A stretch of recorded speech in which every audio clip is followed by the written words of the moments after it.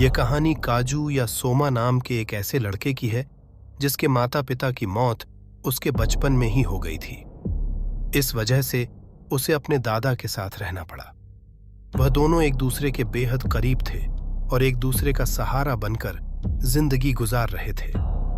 लेकिन जन्म, बुढ़ापा, बीमारी और मौत के नियम से कोई नहीं बच सका है। ज्यादा समय नहीं बीतता कि सोमा के दादा भी गुजर गए, उसे इस दुनिया में बिल्कुल अकेला छोड़कर। मरने से पहले दादा ने उससे कहा था कि वह अपना परिवार बसाए ताकि उनके आखिरी पलों में उन्हें लगे कि उन्होंने जिंदगी बहुत खूबसूरत जी है और यह उसके दादा की आखिरी इच्छा जैसी थी।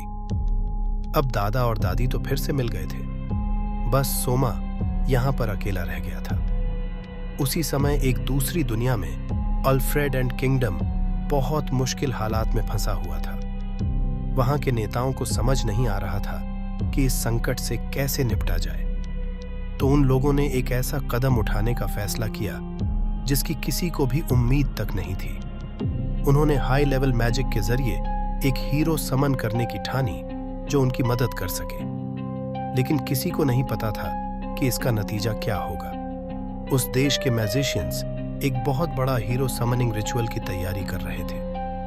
कासल के भीतर से एक तेज रोशनी की किरण आसमान की ओर उठती है जिसने अंधेरी रात को चीर कर रास्ता बना लिया। उससे इतनी भारी पावर्स निकल रही थीं कि पूरा इलाका हिलने लगा। उसी समय सोमा अपनी दुनिया में लाइब्रेरी में बैठकर पढ़ाई कर रहा था, क्योंकि वह सिविल सर्वेंट बनने के लिए एग्जाम देने वाला होता है। वहीं पर वह किताबें वापस सेल्फ में रख ही रहा होता है कि अचानक उसके पैरों के नीचे एक स्पेलेल का जाल बन गया और वह दूसरी दुनिया में खींचा चला गया। यह अल्फ्रेडन के वही मैजिशियन थे जिन्होंने उसे अपने वर्ल्ड में हीरो के रूप में बुलाया था। लेकिन वो मैजिशियन भी अपनी आंखों पर यकीन नहीं कर पा रहे थे। जितना वह कंफ्यूज थे उतना ही साउमा भी, क्योंकि एकदम से एक नॉर्मल इंसान से वह एक हीरो बना दिया गया था। कुछ ही देर में सामा को किंगडम के किंग और क्वीन के सामने ले जाया गया।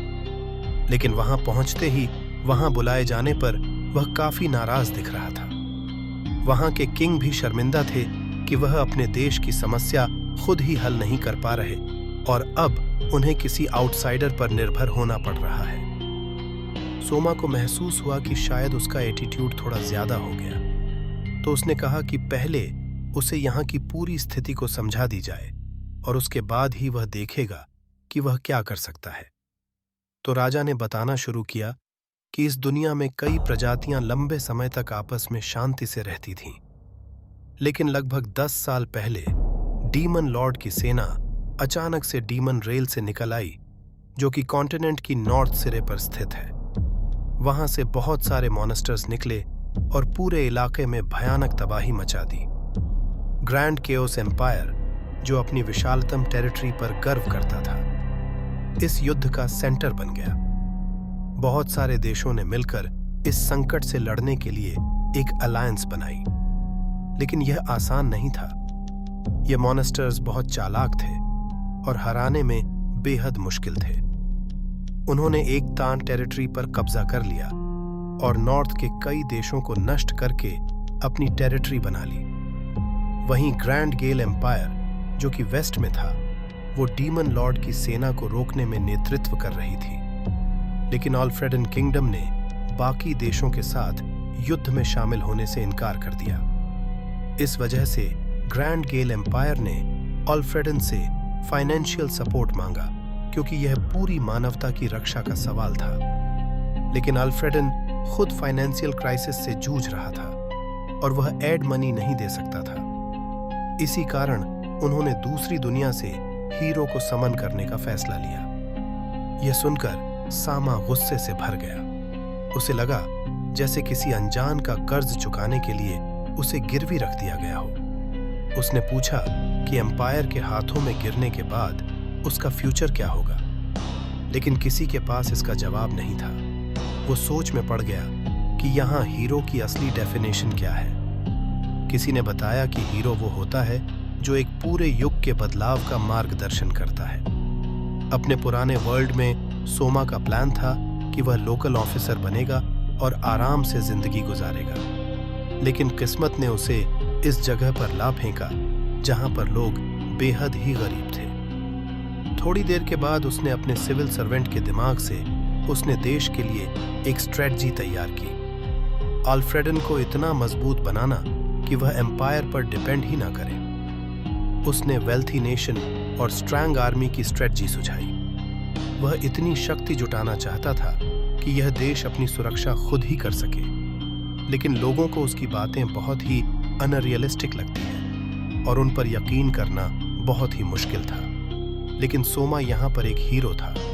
उसके नाते उन्होंने उसकी मदद करने के लिए तैयार हो गए। इसके बाद किंग और ऑफिशियल्स ने देश की सारी किताबें सोमा के सामने रख दीं और 3 दिन की लंबी मीटिंग्स के बाद किंग ने अपनी गद्दी सोमा को सौंप दी। नए किंग का चेहरा थका हुआ था और आंखों के नीचे डार्क सर्कल थे और वह काफी कमजोर था, जैसे कई दिनों से काफी भूखा हो। किंग ने अपनी इकलौती बेटी प्रिंसेस लीसिया की शादी भी उससे तय कर दी। सोमा के किंग बनने की खबर पूरे किंगडम में फैल गई। अल्फ्रेडन आर्मी के 3 मार्क्यूज भी हैरान रह गए। प्रिंसेस लीसिया, जो दूर किसी काम में लगी थी, वो घोड़े पर तेजी से कैपिटल लौटी क्योंकि उसे डर था कि उसके पेरेंट्स से थ्रोन छीन लिया गया होगा।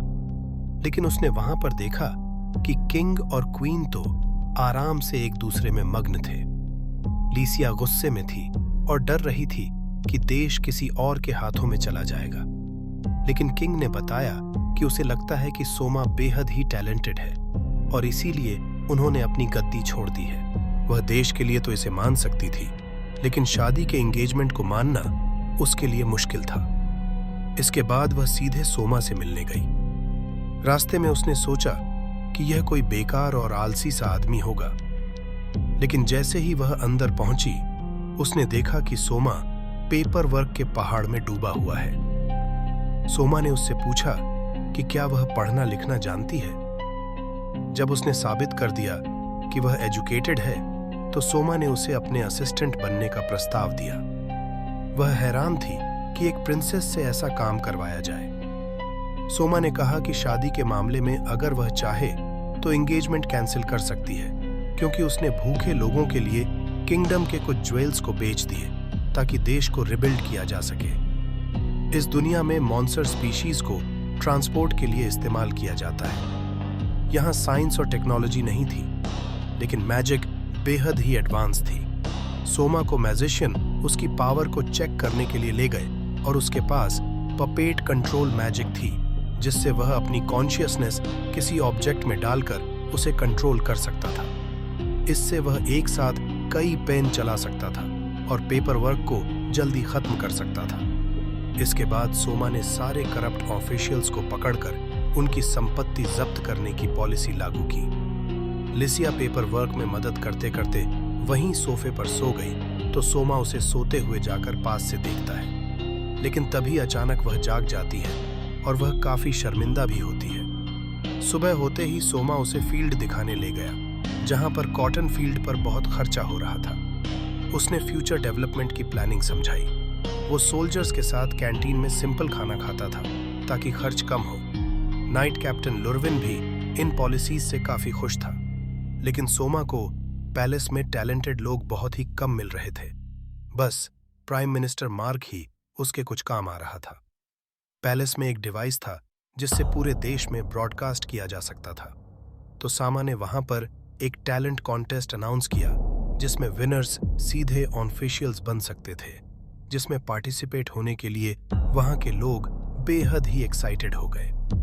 लीसिया को डर था कि कंट्री रिवाइव होने के बाद साउमा अपने वर्ल्ड लौट जाएगा, इसीलिए उसने उससे शादी करने का मन बना लिया। उस कॉन्टेस्ट में कई लोग आए। डार्के वॉरियर एशिया, जिसने अपने फॉरेस्ट के ट्री प्रूनिंग में मदद मांगी और कॉन्क्यूबाइन बनने की पेशकश की। सिंगर यूना, जिसने अपने गाने से सबको रिझा दिया और वह पूरे देश में गाने लगी।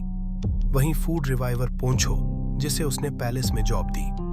जीनियस स्ट्रेटेजिस्ट हाकुसा, जिसे उसने मिलिट्री एडवाइजर बनाया और लोग उसे ब्लैक प्राइम मिनिस्टर कहने लगे। बीस्टमैन गर्ल टोमो, जो एनिमल से बात कर सकती थी। लेकिन शौक तब लगा जब पता चला कि वह डीमन ट्राइब से भी बात कर सकती है। यह बात सीक्रेट रखी गई ताकि कोई देश उसे मिसयूज ना कर सके। टोमो और उसके फैमिली को पैलेस में रखने का फैसला किया गया, लेकिन उसने रिफ्यूजी कैंप में अपनी माँ और भाई के पास रहने की इच्छा जताई। सामा तुरंत आगे बढ़ा और उसे दिलासा दिया। उसने उसे समझाया कि अगर वह राजा की बहन बन जाती है तो उसकी माँ और छोटे भाई के भी संबंध आ जाएंगे राजा से, जिससे वह बिना किसी डर के महल में साथ रह सकते हैं। फिर उसने मार्क को आदेश दिया कि इसे गोद लेने की घोषणा करें। वहीं छोटे खरगोश वाली लड़की को राजा की गाड़ी खींचने वाले घोड़ों की देखभाल की जिम्मेदारी सौंप दी गई, जिससे वह लड़की बहुत ही खुश थी। अगले दिन सोमा लीसिया का कमरा उधार लेने पहुंचा ताकि वह कुछ अजीब सी गुड़िया बना सके। उसका अपना कमरा ऑफिसर्स द्वारा इस्तेमाल किया जा रहा था। जब नौकरानी ने उसे और लीसिया को कमरे में साथ देखा तो उसने सोचा कि यह दोनों थोड़ा ज्यादा करीब आ गए हैं। यह खबर मिलते ही सोमा और लीसिया तुरंत बाहर निकले पोंछो से मिलने, जो अभी अभी महल लौटा था। पोंछो पूरे साम्राज्य में घूमकर राजा के आर्डर पर एक बैग भोजन लेकर आया था। जो बैग वो लाया था वह कोई साधारण नहीं था। उसे शाही खजाने का दर्जा प्राप्त था, क्योंकि इसमें मौजूद कोई भी वस्तुएं बेहद दुर्लभ होती थीं। इसके तुरंत बाद सोमा ने सबके देखने के लिए एक स्पेशल कुकिंग शो का आयोजन किया। उसने लोगों को बताया कि साम्राज्य में भोजन की कमी की स्थिति बहुत ही गंभीर है, इसीलिए वह उन्हें ऐसे व्यंजन बनाना सिखाना चाहता था जिनके बारे में वह शायद पहले जानते नहीं थे। जैसे ही पहला पकवान ऑक्टोपस का मांस पेश किया गया, कई लड़कियों के चेहरे डर से भर गए। लेकिन यूना ने बताया कि समुद्री क्षेत्रों के लोग अक्सर ऑक्टोपस खाते हैं। राजा भी एप्रन पहनकर खुद ही रसोई में जाकर अपनी कुकिंग स्किल्स को आजमाने का फैसला किया। सोमा ने ऑक्टोपस के टेंटिकल्स को पतले पतले टुकड़ों में काटा। उन्हें कुरकुरे बैटर में डुबोकर तला। जैसे ही उसकी खुशबू फैलने लगी, कई लोग अपनी झिझक भूलने लगे और हाथ में भोजन आने पर कुछ देर हिचकिचाहट रही। लेकिन पहला निवाला लेते ही मानो सबकी आंखें फट पड़ी हों। लड़कियों को यह कुरकुरा तला हुआ ऑक्टोपस इतना स्वादिष्ट लगा कि वह खाते ही चली गई। जल्दी लोग खुद भी ऑक्टोपस पकड़कर वैसा ही पकाने का सोचने लगे। अगला पकवान जंगल में पाई जाने वाली एक पौधे की जड़ थी, जिसे बो कहा जाता है। सोमा ने बस इन जड़ों के ढेर पर थोड़ा नमक और चीनी छिड़क दिया और वो एक बेहद ही लजीज डिश बन गया, कुरकुरा और नमकीन। टोमो चाहती थी कि उसकी माँ और उसका छोटा भाई भी इसे चखे, और जब तले हुए टिड्डों का डिश आया तो लगभग सब डर ही गए। लेकिन टोमो ने स्वाद लेकर खाया, क्योंकि बीस्ट ट्राइब में यह आम बात थी। सोमा को यह जानकर हैरानी हुई कि तलने से पहले इन टिड्डों पर थोड़ा सोया सॉस डाला गया था। जैसे ही उसने एक निवाला लिया, उसकी आंखों में आंसू आ गए, क्योंकि उसे धरती वाला सोया सॉस का स्वाद लिए बहुत समय हो गया था। सभी बहुत चकित रह गए जब पोंछो ने एक जेलीन का शव निकाला, क्योंकि उसका शरीर हल्का सा काटते ही पानी में बदलकर गायब हो जाता है। लेकिन पोंछो ने उसकी कोर को बाहरी सतह को नुकसान पहुंचाए बिना तोड़ दिया था। स्लाइम के शरीर को पतले टुकड़ों में काटकर पोंछो ने उन्हें लच्छेदार आकार में काटा और पानी में डालकर नूडल्स की तरह पकाया। यह स्लाइम नूडल्स देखने में कुछ डरावने थे, इसीलिए सब ने पहले सोमा को इन्हें चखने के लिए कहा। वो पहले थोड़ा हिचकिचाया, लेकिन बाद में एक कौर लिया, और जैसे ही उसने चखा, सोमा को यह डिश बेहद ही स्वादिष्ट लगा, जिससे प्रेरित होकर बाकी सभी भी लोग इसे खाने लगे, और अंत में सब ने मिलकर जेलीन नूडल्स का पूरा बर्तन खत्म कर दिया। लेकिन ब्रॉडकास्ट के समय सीमित होने के कारण सोमा को कुकिंग शो यहीं पर समाप्त करना पड़ा। इस कार्यक्रम की वजह से भोजन की कमी की समस्या कुछ समय के लिए संभल गई। मार्क ने सोमा से अपना गांव लौटने और प्रधानमंत्री का पद हाकुजा को सौंपने की अनुमति मांगी, लेकिन साम्राज्य में जनशक्ति की कमी थी, इसीलिए सोमा ने उसे महल में एक छोटा सा आधिकारिक पद लेने का सुझाव दिया। इसके बाद सोमा आंगन में टहल रहा था जब उसने एशिया और लीसिया को एक साथ अभ्यास करते देखा। उनकी लड़ाई इतनी भयानक थी कि सोमा को डर लगा कि कहीं किला ही ना ढह जाए। देश पहले ही कमी से जूझ रहा था और ऐसी लड़ाई बहुत महंगी पड़ सकती है। दोनों तब तक नहीं रुके जब तक राजा ने आर्डर नहीं दिया। आज सोमा की छुट्टी थी तो उसने लीसिया को शहर घूमने का निमंत्रण दिया और एशिया को भी सुरक्षा के लिए साथ आने को कहा।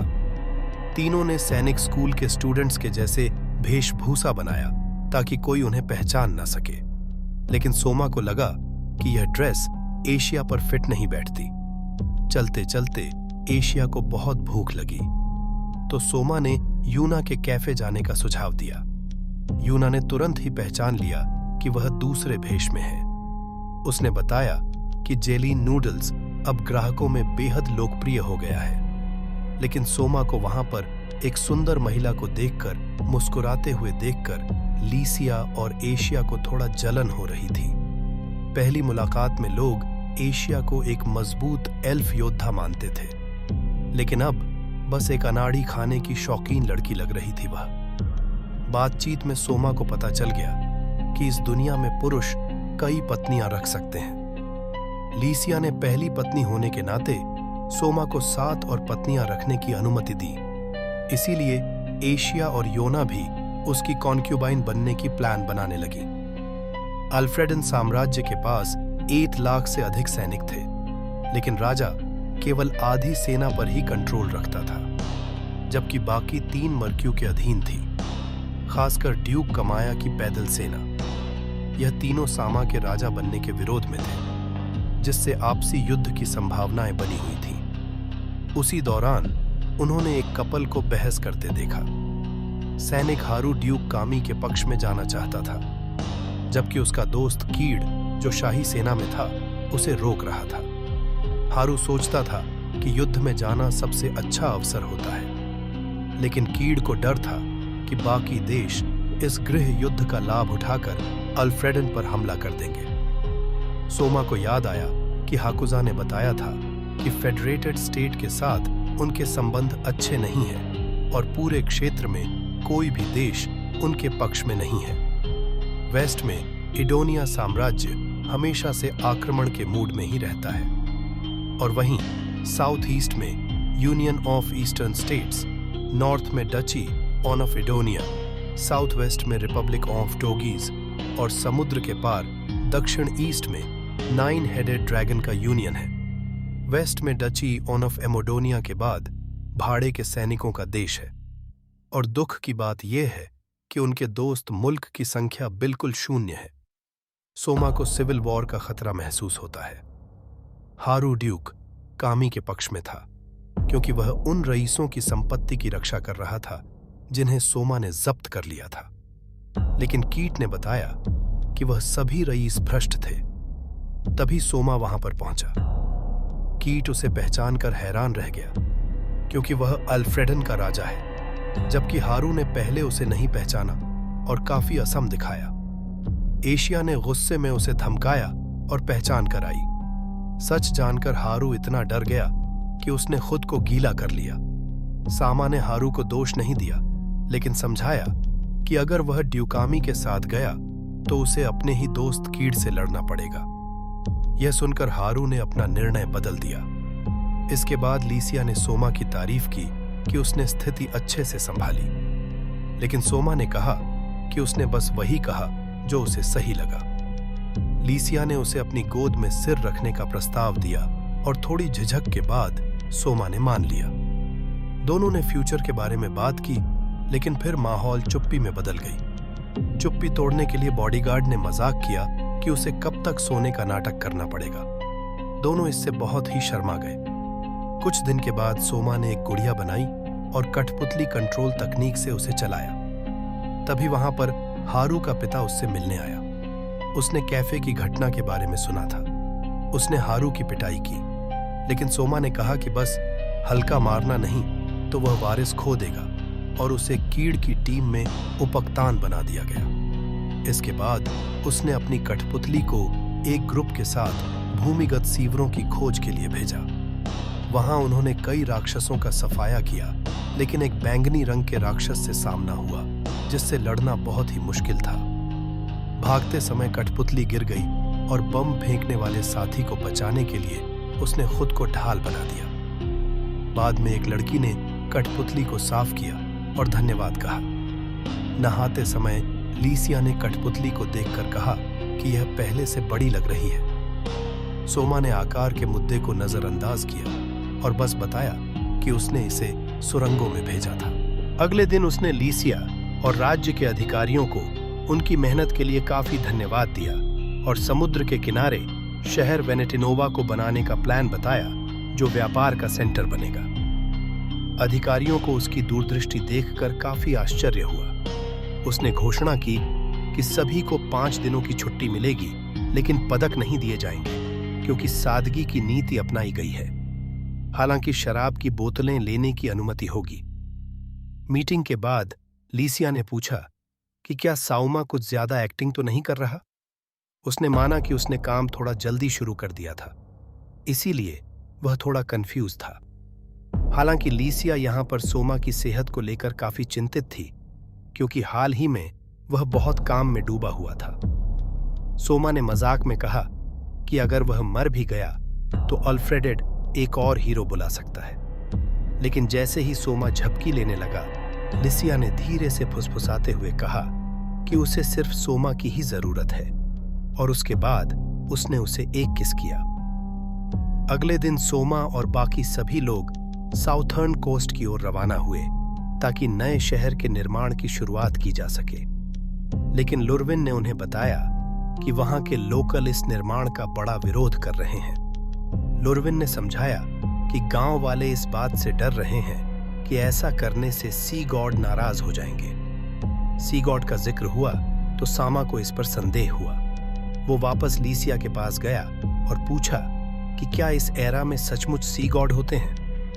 लीसिया ने थोड़ी हिचकिचाहट के साथ जवाब दिया कि कुछ लोग उन ताओं पर विश्वास करते हैं, लेकिन उसे नहीं लगता कि वह असल में होते हैं। सोमा के साथी भी मानते थे कि यह सब महज एक अंधविश्वास है। सोमा ने एक बूढ़े गांव के प्रमुख से मुलाकात की ताकि यह समझ सके कि वह निर्माण का विरोध क्यों कर रहे हैं। पहली बार में बूढ़े आदमी ने घमंडी और काफी अभिमानी रवैया दिखाया, लेकिन जैसे ही उसे पता चला कि सामने वाला व्यक्ति राज्य का राजा है, उसके मुंह से बस योर मैजेस्टी निकला और फिर सभी ने गंभीर बातचीत शुरू कर दी। गांव प्रमुख ने बताया कि यह चेतावनी पीढ़ी दर पीढ़ी चली आ रही है। यह स्थान अत्यंत खतरनाक है, इसीलिए यहाँ कोई अस्थायी रूप से बचने की हिम्मत नहीं करता। उसने कहा कि यह समुद्री इलाका सी गॉड का क्षेत्र है और जो भी यहाँ पर शहर बनाएगा, सी गॉड एक विशाल लहर से उसे डुबो देगा। सोमा ने गौर किया कि सी गॉड द्वारा बड़ी लहरें लाने की यह घटना सैकड़ों साल पुरानी थी। उसने तुरंत पहचान लिया कि बूढ़े आदमी के सी गॉड का असल मतलब एक सुनामी है, क्योंकि सुनामी के बीच का अंतराल बहुत लंबा हो सकता है और इस एरा के अधिकारियों को इसकी जानकारी नहीं थी। फिर भी इस सच्चाई ने सोमा के संकल्प को कमजोर नहीं किया। वह अब भी इस कंट्री का हार्ट यहाँ पर बसाना चाहता था। उसने केवल प्लान में थोड़ा बदलाव किया। पुराने स्थान पर नगर बसाने से यह खतरा था कि किसी दिन वह सुनामी से डूब सकता था। इसीलिए सोमा ने निर्माण स्थल को थोड़ा नॉर्थ की ओर खिसका दिया ताकि शहर सुनामी को सह सके। गांव के बुजुर्गों के अनुभव के आधार पर उसने सुनामी के लक्षण बताए, जैसे कि आने से पहले जमीन का तेज हिलना, जिसे भूकंप कहते हैं। सोमा लगातार यह सब विस्तार में उन लोगों को समझाता रहा। वहां मौजूद लोग चकित थे और कुछ के तो मुंह खुले के खुले रह गए। बाद में सोमा को लगा कि वह थोड़ा ज्यादा बोल गया, तो उसने अपनी बात वहीं पर रोक दी। उसने अंत में यह सीख दी कि जब भी सुनामी का खतरा हो तो स्थानीय लोग तुरंत ऊंचे स्थान पर शरण लें। उसने यह बात भी कहा कि यह चेतावनी जो लोग समुद्र के किनारे रहते हैं वहां तक भी पहुंचानी जानी चाहिए। इस दौरान ली और बाकी गार्ड्स चुपचाप सुन रहे थे। वह सोमा की सराहना कर रहे थे कि वह देश निर्माण में कितना मेहनती है। उस दुनिया के लोग अब भी समुद्र में बड़े युद्धपोत बनाने की तकनीक रखते थे, लेकिन उन्हें चलाने वाले बड़े इंजन बनाने में वह बिल्कुल असमर्थ थे। इसीलिए उन्हें समुद्री ड्रैगन को ट्रेनिंग करना पड़ता था, जो इन जहाजों को समुद्र में खींच सके। सोमा के आदेश पर कीड़ ने शाही सैनिकों की एक टीम को साउथ की ओर भेजा ताकि नए शहर के लिए सड़कें बनाई जा सके। शाही सैनिकों को सड़क बनाते देखकर हारू को बहुत ही दिक्कत हुई, लेकिन सोमा से मिलने पर उसने कुछ भी नहीं कहा। सैनिक काम से थके हुए थे और उन्होंने काम के कपड़ों की बजाय सफेद मजदूर कमीजें पहन रखी थीं। जल्दी दोपहर का समय हो गया। हारू ने सोमा के बनाए एक डिश अदरक से ग्रिल किया हुआ मांस का एक कौर लिया और तारीफ की कि यह बहुत ही स्वादिष्ट है। उसने यह भी माना कि सोमा खाना बनाने में बहुत ही स्किल्ड है। वहीं के ने बताया कि सोमा ने वुल्फ ट्राइब में लोगों को मसाले लाने के लिए भेजा था। इस ऑर्डर ने उस कबीले को रोजगार दिया और राज्य के लोगों को अच्छा भोजन भी मिला, यानी एक तीर से दो निशाना हो गया। उसने यह भी कहा कि फूड ट्रांसपोर्टेशन के लिए सड़कें बनाना और नए नए तरह के भोजन बनाने से खाने की कमी में बहुत ही कमी हो गई है। यह सुनकर हारू बहुत ही आश्चर्यचकित था। उसे उम्मीद नहीं थी कि सोमा इतना दूर का सोचता होगा। खाने के बाद हारू ने कहा कि वह थोड़ी देर सोएगा। सोमा ने भी इसका समर्थन किया, यह कहकर कि रेस्ट करने के बाद वह थोड़ा और भी ज्यादा काम कर पाएगा। इसके बाद सोमा और बाकी लोग ग्रामीण सड़क निर्माण का निरीक्षण करने गए। सोमा ने हारू से भी सर्वे में शामिल होने को कहा और उसे समझाया कि यह नई सड़कें भारी जानवरों द्वारा खींचे जाने वाले गाड़ियों का भार झेल सकती है। उसने राक्षसों को भगाने वाले पेड़ भी लगाए, जो कि ऐसी वाइब्रेशन प्रोड्यूस करती है जिन्हें डीमन जंगली जीव पसंद नहीं करते, और यह पेड़ नेचुरल शील्ड की तरह काम करेंगे। लेकिन सोमा ने इन्हें ना तो बहुत घना और ना ही बहुत बड़ा बनाया, बल्कि बहुत ही बैलेंस्ड दूरी पर लगाया ताकि बाकी जानवरों को नुकसान ना हो। सोमान ने जहाजों से ली गई सामग्रियों का इस्तेमाल सड़क के दीपक बनाने में भी किया, जो रात में चमकते थे। सब लोग बातें कर रहे थे कि तभी एक मैसेंजर बर्ड एशिया के पास पहुंचा। संदेश पढ़ते ही एशिया बहुत घबरा गई, क्योंकि उसके एल्फ विलेज में भूकंप आया था। गांव का आधा हिस्सा और कई एल्फ लोग मिट्टी में दब गए थे। सोमा ने एशिया को दिलासा दिया और तुरंत सैनिकों को उसके गांव बचाव के लिए भेजने का फैसला लिया। एशिया हिचकिचा रही थी, लेकिन सोमा ने कहा कि वह ऐसे पद पर है जहां वह बहुत लोगों को मदद के लिए बुला सकता है, इसीलिए हिचकिचाना नहीं चाहिए।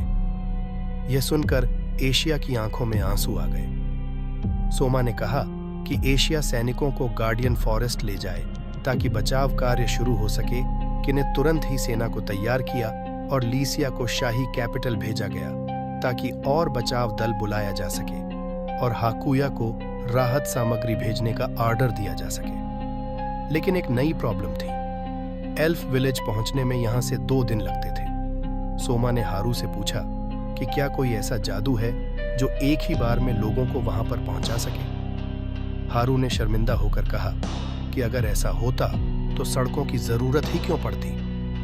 घोड़ा गाड़ी से ट्रैवल कर बचाव दल गांव पहुंचा।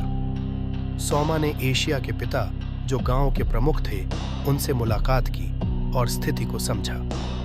सोमा ने बताया कि वह 50 शाही सैनिक लाया है और कुछ दिनों में दूसरा बचाव दल राहत सामग्री लेकर आएगा।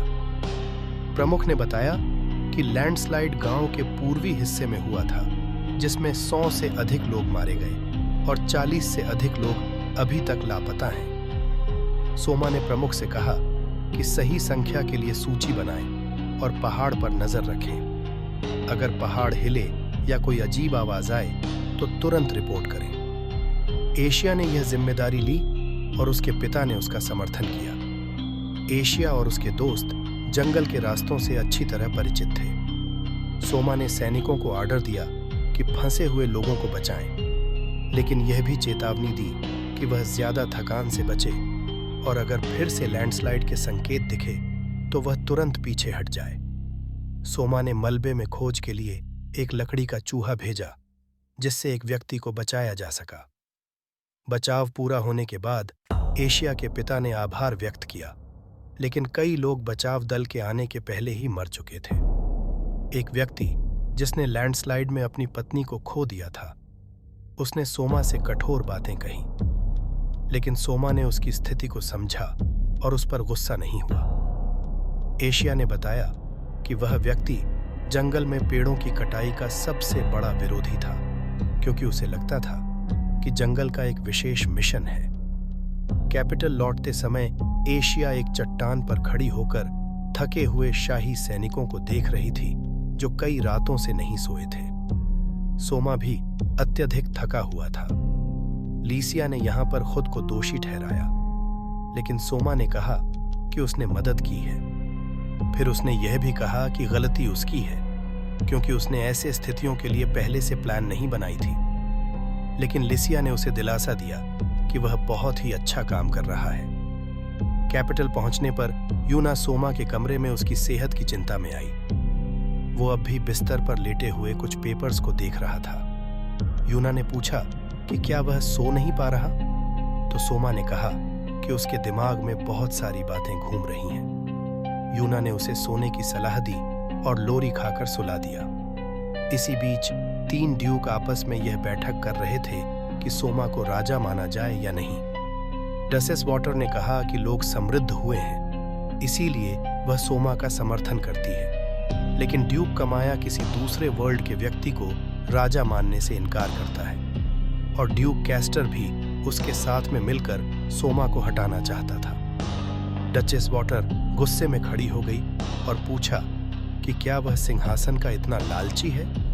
ड्यूक ने कहा कि वह तो केवल किंग एनबेक को सिंहासन लौटाना चाहता है। डचेस ने कैस्टर से कहा कि अगर वह हार गया तो वह अपनी पत्नी और बच्चों से संबंध तोड़ ले, क्योंकि वह भी उसके परिवार का हिस्सा है। कैस्टर की सबसे बड़ी बेटी, जिसका नाम कोर था, उसने जिद पकड़ ली कि वह अपने पिता के साथ युद्ध में हिस्सा लेगी। उसके लड़ने का कारण यह था कि सोमा ने किंग एनबेक को सिंहासन से हटा दिया था। साथ ही उनके करीबी राज्य इडोनिया किंगडम के राजा गौसिलिया को यह एहसास हो चुका था कि अल्फ्रेडन में जल्द ही सिविल वॉर होने वाला है। इसी के साथ इस वीडियो को हम यहीं पर एंड करते हैं और इसके आगे के पार्ट्स हम बहुत ही जल्द लेकर आएंगे। तो वीडियो अगर पसंद आई हो तो हमारे एनिमायोवर्स चैनल को सब्सक्राइब करके बेल आइकॉन जरूर दबा लें और कमेंट सेक्शन में अपनी राय हमें जरूर दें।